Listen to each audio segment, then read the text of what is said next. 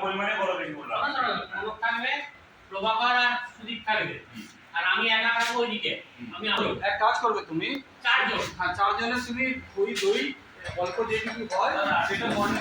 আমি মনে ই করে বললা না এই তো ছিল এটা না এগুলো